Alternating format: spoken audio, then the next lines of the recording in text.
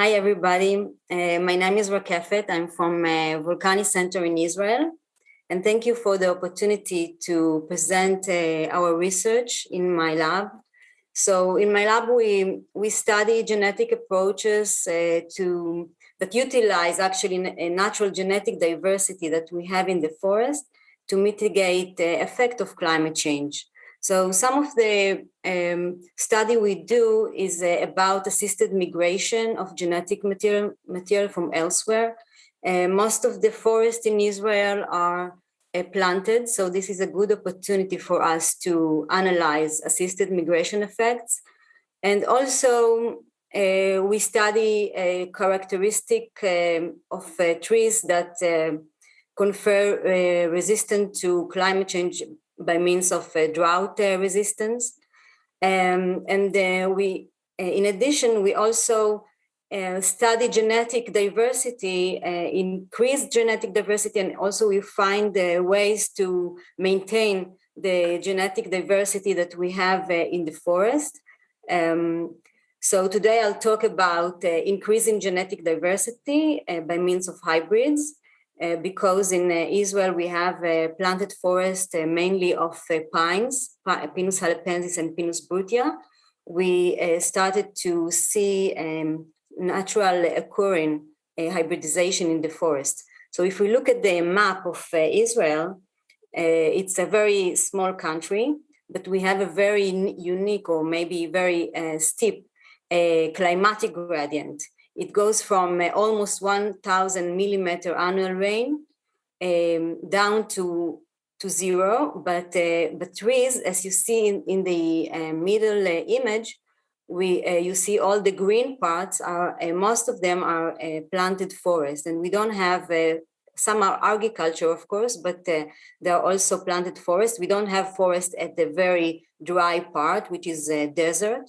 But we have a forest at the semi-desert and the mesic Mediterranean climate and Mediterranean climate and the semi-arid, but not in the arid part of Israel. So this is a good opportunity for us to analyze the occurrence and the effect of climate on trees in general, and of course also on naturally occurring hybrids. So this forests in Israel were actually planted for many years since the 1950s of the last century, and today most of this forest is very old, kind of mature, and we started to see forest regeneration. So in this kind of situation, we often suspect some trees to be a hybrid between the two species, which are Pinus halepensis and Pinus brutia. For example, you see a plot. It's very hard to see most of the trees because they are all Pinus brutia, but we see the middle one, which is very big and green, inside this plot, and we found that this tree specifically is a hybrid tree between Pinus brutia and Pinus halepensis. So these two species are very closely related. If we look at the phylogenetic tree, this Pinus halepensis is very close related to brutia, and they can pollinate not each other, but only brutia is pollinated by the Pinus halepensis pollen. And we get most or majority of the hybrids we find is inside the plots of Pinus brutia and not in halepensis. And we asked the question why it happens. So this is the distribution map of Pinus halepensis in green and Pinus brutia in blue. And the people already reported on hybrids between these two species in the area that they may be connected by geographical connection between these two species. You can find some hybrids, but they always go only one direction. Pinus halepensis pollinate Pinus brutia and not vice versa. This is a photo that shows the differences, the morphological differences between the two species. Pinus brutia has a very reddish bark, and Pinus halepensis it's more brown. Pinus brutia has peduncles that are very short, and the cone sits in a 90 degrees angle on the branch, while in Pinus halepensis it's very easy to see. The cone is goes towards the back to the branch. Also, the seeds are smaller in the Pinus halepensis than in Pinus brutia, and in Pinus brutia we know that mature needles develop faster than in seedlings than in Pinus halepensis. So these morphological differences might be clear, but when we found trees that we are not sure if they are Pinus halepensis or brutia, and sometimes we question whether there are hybrids. So we also did, we use, of course, the chloroplast marker. You know that in Pinacea, chloroplast is inherited by the parental parent. So if Pinus halepensis pollinate Pinus brutia, we can find in the F1 progeny, they have the Pinus halepensis chloroplast. So that's easy to detect, and we find suspected hybrids by this kind of marker.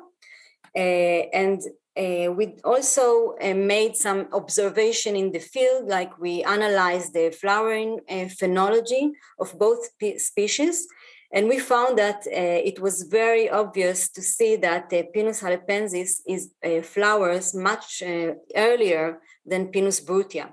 And in this case, we actually we think that this is the reason that we don't find in nature the opposite pollination, like meaning that only Pinus halepensis, when the pollen is mature, it can pollinate Pinus brutia, but Pinus brutia cannot pollinate Pinus halepensis because all the receptive cones, the female receptive cones, are already pollinated by Pinus halepensis pollen, by the stage that the Pinus halepensis brutia pollen is ready to pollinate. So that we think that this is the reason that the pollination goes only one way. So of course, in this kind of situation, we find hybrids only in Pinus brutia trees. Okay, so to better analyze hybrids between these two species, we developed markers, single nucleotide polymorphic markers, and this was done by Nomi Hominer. She's a PhD in our lab, and she made this transcriptome analysis to find SNPs between these two species, and we found about more than 100,000 potential SNPs, but careful analysis using the integrative genomic viewer, IGV software, we could find not only, but at least 120 SNPs that were 100% different between the two species. And we use this SNP for further analysis. So by our analysis, we found that 109 SNPs out of these are informative. So we know that the conversion rate, by using manually using the IGV program, we could increase the conversion rate to a very high level. So using this transcriptome-based signal nucleotides, SNPs, we took several SNPs out of this, and we analyzed mature plots in the Israeli forest along the climatic gradient, as you see in this map. And we found that these are old plots, like they are at least 40 years old. And we genotype randomly 80 or between 80 to 100 trees in each plot. And we also measure the tree size especially we focused on the DBH trait, and we found that all the we didn't find too many hybrids, but all the hybrids that were in the plot were bigger than the Brutia trees that were growing next to them. So that means that these hybrids, we suspect that they have some kind of a heterosis on the Brutia and maybe on Pinus halepensis, but it was not included in this kind of study. So next, we ask the question, is there any advantage to this hybrid in any stage of development? So we have the seeds of trees, of Brutia trees, and we ask how many seeds, what is the ratio of hybridization in the seed level? So we found that seeds, to answer this, we actually collected seeds by the end of the summer, which is the time that the seeds are mature in the cones before they spread out. So it was like late September in 2019. And these seeds, actually, we collected seeds from Brutia trees, and we expect that other seeds from the same trees would germinate by the end of the winter. As you see here, we have a very mild winter and then a very dry summer. So after the winter, we collected all the seedlings, not all, but we collected a very good amount of seedlings that germinated after the winter. And we asked the question, how many of these seedlings are hybrids? And another sampling we made by the end of the summer. After this summer, not many of the seedlings that germinated by the end of the winter survived.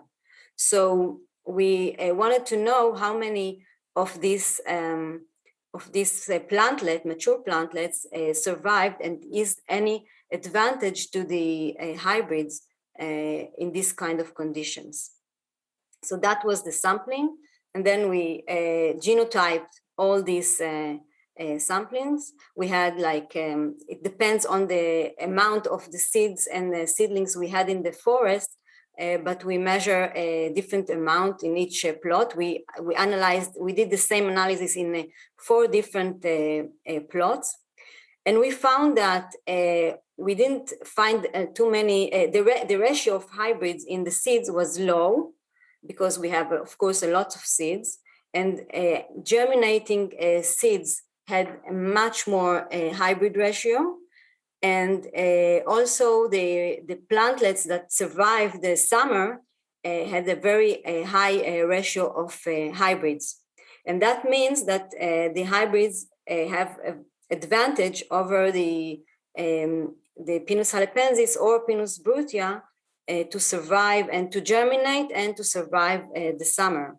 So if we look at the summary of these numbers, we know that from seeds to seedlings, to germinated seedlings, we have like more about 5% more hybrids, and from seedlings to seedlings, mature seedlings that survive the summer, we have even more. It was more than 13.5% more hybrids than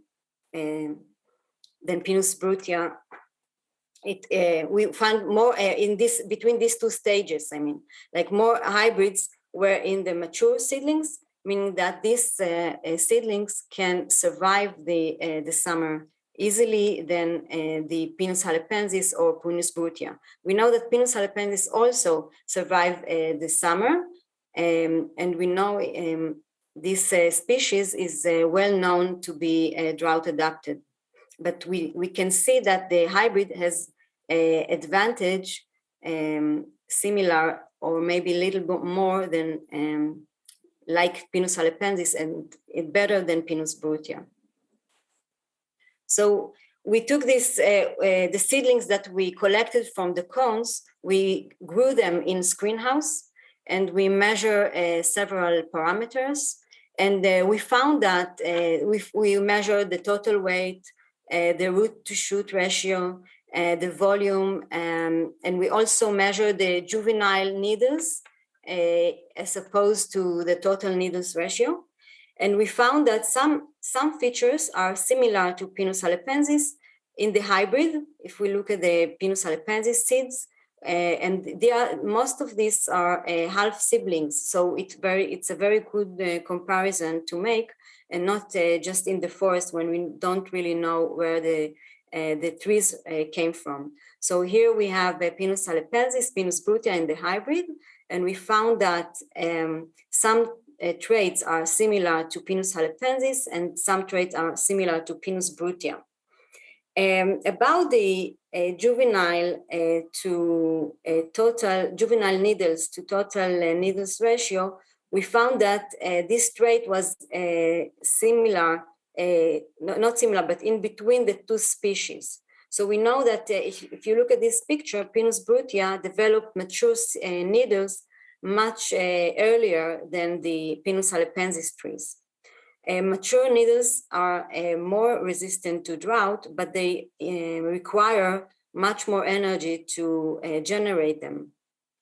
And we found that the hybrid has the higher growth ratio than Pinus brutia, and it contains some mature needles, but it's not that much as brutia, and it's more like Pinus halepensis. So it has both advantages. It also has a ratio. It does contain, or it does grow fast as the Pinus halepensis, or similar, but it also contains some mature needles that confer some resistance to drought. So we concluded that these hybrids have advantage over the brutia pines, and maybe over halepensis, but that it still needs to be examined. We are planning to do some lysimetric experiment to analyze the physiological response to drought, comparing these three different genotypes. So to conclude, we found that asymmetric hybridization might be due to differences in flowering phenology, and we found that hybrid displayed better germination and survival rate than brutia seedlings. And we conclude that also combined traits of both species confer drought resistant in hybrids.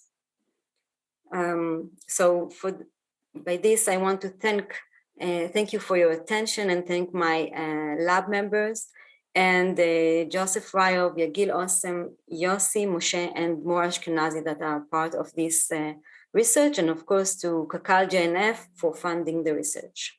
Thank you.